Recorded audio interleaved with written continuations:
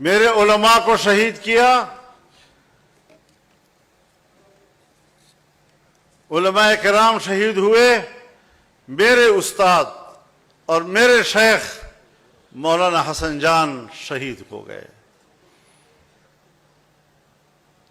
میرے والد صاحب کے شاگرد رشید وزیرستان کے استاد الاساتذہ مولانا نور محمد شہید ہو گئے، مولانا معراج الدین جو میں سمجھتا ہوں میرا دایاں بازو تھا، تم نے اس کو توڑا، اور میں نے باجوڑ میں 100 جنازے اٹھائے ہیں ایک جلسے کے۔ میں روزانہ پشتونخوا میں اور بلوچستان میں کہیں نہ کہیں 2 یا 3 جنازے اٹھا رہا ہوں۔ میں تو آپ کے ہر جنازے پر آپ کے ساتھ رویا ہوں، کبھی یاد ہے کہ تم کبھی میرے جنازے پر میرے ساتھ روئے ہو؟ مجھے کہتے ہو تم نے غلط بات کی ہے، میں کہتا ہوں تم نے اپنے شہداء کی بھی تذلیل کی ہے، فوج کے شہداء کی بھی تذلیل کی ہے، ان کے خاندانوں کی بھی تذلیل کی ہے، تم نے میرے شہداء کی بھی تذلیل کی ہے، تم نے ان کی بھی بے توقیری کی ہے۔ معافی کہتے ہو فضل الرحمان مانگے؟ نہیں، آج اگر میری بات غلط ہے مجھے آپ ضرور رائے دیں، آپ قانون کے ماہر ہیں، میری رہنمائی کریں۔ میرا مطالبہ یہ ہے کہ جس فوج نے اور جس جنرل نے جس دفتر سے میرے خلاف اور میری جماعت کے خلاف پروپیگنڈا کمانڈ کیا ہے اس کو معافی مانگنی ہوگی۔ بے شک بے شک۔ ہم نے ایسی کوئی کچی گولیاں نہیں کھیلی، بھروسہ تم نے توڑا تھا، مگر خود کو سزا یوں دی کہ پھر جو مل گیا مجھ کو بھروسہ کر لیا اس پر۔ عدم اعتماد کی فضا تم نے پیدا کی ہے۔ میرے مخالفین ساری زندگی کبھی ملا ملٹری الائنس کہتے تھے، کبھی یہ اسٹیبلشمنٹ کے بڑا قریب ہے۔ کیوں؟ میری سیاست اعتدال کی ہے، میں مذہبی طبقے سے تعلق رکھتا ہوں اور اس کو اشتعال دینے کے لیے پوری دنیا وسائل استعمال کر رہی ہے۔ اس ماحول میں رہ کر جب میں اپنے ماحول کے اعتدال کی راہ دکھاؤں گا تو یقیناً کچھ نرمیاں اس کے اندر آئیں گی۔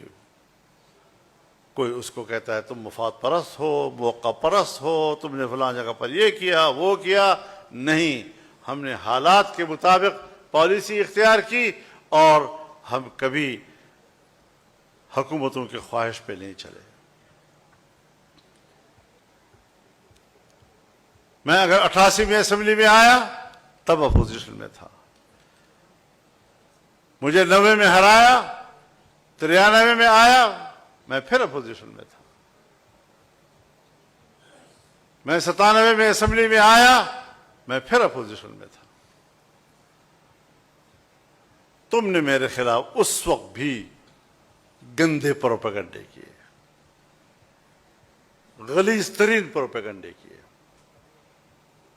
کبھی کہا ڈیزل پرمٹ خریدے ہیں۔ بھئی ڈیزل پرمٹ اگر میں نے لیا ہے تو دستاویز ہوگا نا، پرمٹ کے معنی دستاویز۔ 2003-04 میں آپ نے میرے خلاف یہ پروپیگنڈا کیا، آج 2026 ہے، کہیں کوئی اس کا ریکارڈ کا کوئی پرزہ تمہیں آج تک مل رہا ہے؟ پلازے لے لیے ہیں، فیکٹریاں بنا لی ہیں، دبئی میں ہوٹل بنا لیے ہیں، 80,000 کی لسی پی لی ہے۔ 2 دن میں ہوٹل میں ٹھہرا ہوں، 80,000 کی لسی پی لی ہوئی۔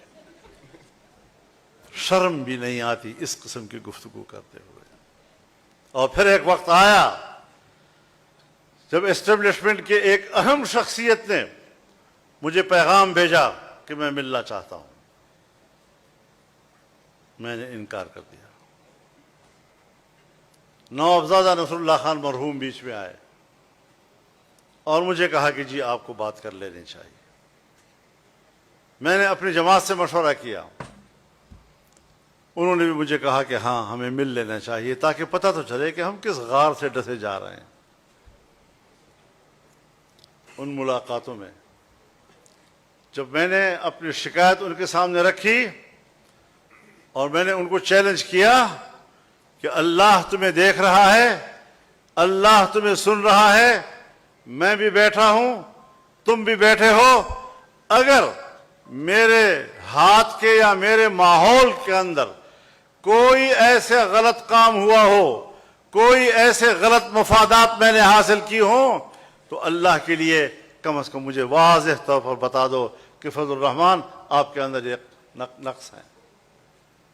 اس اعلیٰ ترین افسر نے سر جھکایا، پھر سر اٹھایا، پھر کہا مولانا کوئی ایسی بات نہیں ہے، قطعاً کوئی ایسی بات نہیں ہے۔ تو میں نے کہا پھر میری کردار کشی کیوں کی تم نے؟ کیوں غلط باتیں کی میرے بارے تم نے؟ جواب سنیے ذرا وکلاء حضرات، میں کنسرن کوارٹرز کو ہدایات دے دوں گا، انشاءاللہ آئندہ ایسا نہیں ہوگا۔ This was the response of that very important personality. ماشاءاللہ۔ میں کنسرن کوارٹرز کو ہدایات دے دوں گا، آئندہ ایسا نہیں ہوگا۔ تو میں نے کہا جی آپ نے تو کہہ دیا کہ ہم نے جو بولا جھوٹ بولا، غلط بولا، اور آئندہ میں ہدایات دے دوں گا، ایسا نہیں ہوگا، لیکن میرا دعویٰ تو اپنی جگہ پر قرار ہے کہ تم نے الیکشن میں دھاندلی کرائی ہے، بالکل۔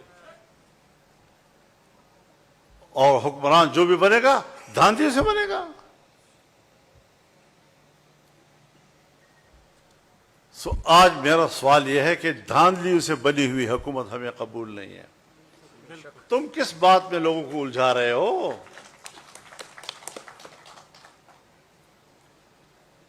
اب تک یہ مجھ سے رابطے بھی کرتے تھے، لیکن جس دن انہوں نے کہا جی کہ ہم آپ کے پاس آئے ہیں بلوچستان حکومت میں، تو کم از کم ہمارے ساتھ شراکت کر لو۔ میں نے مولانا عبدالواسع کو ساری صورتحال بتائی اور میں نے کہا اپنی جماعت سے مشورہ کر لیں۔ انہوں نے جماعت سے مشورہ کیا اور جماعت نے کہا نہیں، ہم کبھی اس حکومت میں شامل نہیں ہوں گے۔ ہمیں کہا گیا کہ آپ صوبہ خیبر پختونخوا میں حکومت بنائیں، یعنی پی ٹی آئی کا حکومت ختم کریں اور دوسری حکومت بنائیں۔ میں نے کہا بنتی نہیں ہے، اپوزیشن کے کل 53 اراکین ہیں، آپ ہمیں مہیا کر کے دیں گے تو ان مہیا کیے گئے ممبروں کے سہارے میں حکومت بناؤں گا، لوٹوں کے ذریعے میں حکومت بناؤں گا؟ میں اس گھوڑے پر سوار ہونے کے لیے تیار نہیں ہوں کہ جس کے باگے میرے ہاتھ میں نہ ہوں۔